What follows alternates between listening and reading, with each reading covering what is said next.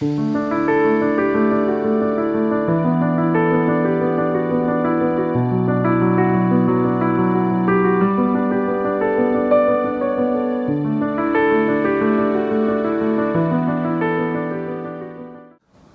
علیکم۔ بسم اللہ الرحمن الرحیم۔ آج میرا موضوع ہے سانحہ مری کا دلخراش واقعہ۔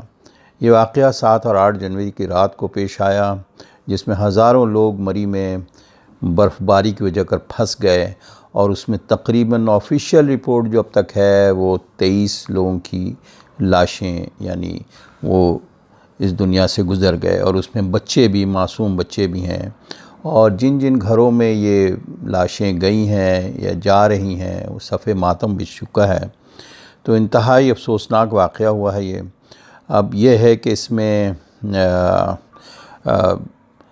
اس پہ ایک مضمون ابھی ایک آرٹیکل ایک صاحب نے لکھا ہے، اور وہ یہ کہتے ہیں، ٹائٹل تمہارا ہی قصور ہے، یعنی احمد جواد صاحب کہتے ہیں قاتل کی یہ دلیل منصف نے مان لی، مقتول خود گرا تھا خنجر کی نوک پر۔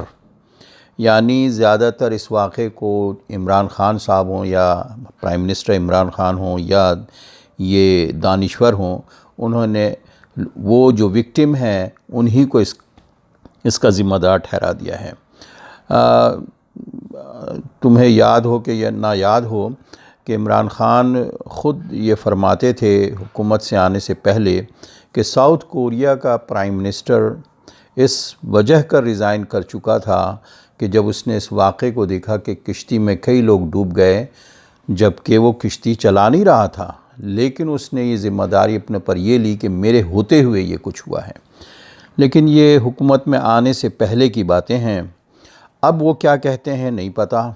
اچھا، دوسرا آپ دیکھیں کہ سیکنڈ جو ٹرم ہے بش کی، اس میں نیو آرلینز میں ایویکویشن جو صحیح طرح سے نہیں کر سکا تھا، ون آف دا فیکٹر یہ بھی ہے اس کے سیکنڈ ٹرم کو لوز کرنے کا، جو وہ الیکشن ہار گیا تھا۔ تو یہ چیزیں اتنی زیادہ اہم ہوتی ہیں۔ اب اس موقع پہ آپ یہ دیکھیے کہ لوگ کہتے ہیں کہ اگر ان کے ساتھ کیا ہوتا، تو ایک واقعہ ہے جولائی 2019 کا، جس میں عمران خان کی بہن علیمہ خان چترال میں گئی ہوئی تھیں اور ایک ٹورزم کے طور پر، اور وہاں گلیشیئر آؤٹ بسٹ ہو گیا تھا اور فلڈ آ گیا تھا، تو ان کو باضابطہ ہیلی کاپٹر سے ریسکیو کیا گیا۔ یہ ہے حکمرانوں کے لیے اصل میں، تو یہ لیکن عام سویلینز کے لیے سب کچھ نہیں ہے۔ کیا کہتے ہیں، یہ بلند و بانگ دعوے جو پہلے تھے کہ ہمارے یہاں سیاحت ہوگی، ٹورزم ہوگا بہت، کیسے سیاحت ہوگی؟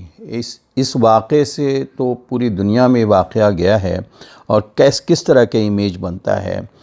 ٹورزم کا مطلب صرف خوبصورت مقامات کہیں بھی نہیں، یہ ایک کمپلیٹ پیکج ہے جس کے اندر ساری سہولیات اور انتظامات کیے جاتے ہیں، جس کے اندر چاہے وہ ٹوائلٹ ہو، چاہے وہ ہوٹل ہو، چاہے وہ ایمرجنسیز یا ریسکیو ٹیم ہو، اور اس کے علاوہ کسی بھی ایونچولیٹیز کے کیس میں کیا کیا جاتا ہے۔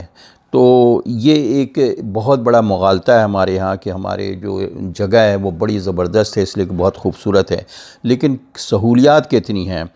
اب دوسری طرف آپ جائیں تو ہمارے نیشنل ڈیزاسٹر مینجمنٹ، وہ جس کے کرتا دھرتا زیادہ تر ریٹائرڈ فوجی ہوتے ہیں، وہ اس سلسلے میں انہوں نے کیا کارکردگی دکھائی ہے۔ وہ تو جب 23 لوگ چلے گئے تو پھر فوٹو سیشن بھی بن جاتا ہے، برف بھی صاف ہو رہی ہے اور بہت کچھ ہو رہا ہے۔ تو یہ ان سے بھی پوچھا جائے کہ یہ کیوں نہیں اس وقت ایکٹیو ہوئے۔ دوسری بات یہ ہے کہ کلائمیٹ چینج تو دنیا میں ہر طرف ہو رہا ہے، اب تو اس میں ظاہر ہے اس کے لیے ہمیں ویدر فورکاسٹ اور یہ سب دیکھنا چاہیے تھا، یہ کیوں نہیں ہوا؟ دنیا میں ہوتا یہ ہے کہ اگر کسی کے گھر میں، جیسے خود پرائم منسٹر عمران خان بولتے ہیں کہ ہم نے یورپ بہت دیکھا ہے، تو اب تو سبھی لوگ یورپ اور امریکہ اور ہر طرف رہتے ہیں، اور یہ وہاں اگر کوئی واقعہ ہو جائے آگ لگنے کا، تو یہ نہیں کہا جاتا ہے کہ کس نے غلطی کی جس کی وجہ سے آگ لگی ہے، بلکہ یہ کہا جاتا ہے کہ ٹائم کے اوپر ایمرجنسی سروس یا فائر ایکسٹنگشر یا ایمبولینسز آئے یا نہیں آئے، یہ سوال کیا جاتا ہے۔ لیکن اس وقت جو حکومت ہے وہ تو کہتی ہے کہ عوام ہی کی ذمہ داری ہے، تو اس لیے کہ انہیں بھی پتہ ہے کہ ہم تو کچھ کرتے ہی نہیں ہیں نا، تو اس لیے عوام کو خود اپنا خیال رکھنا چاہیے۔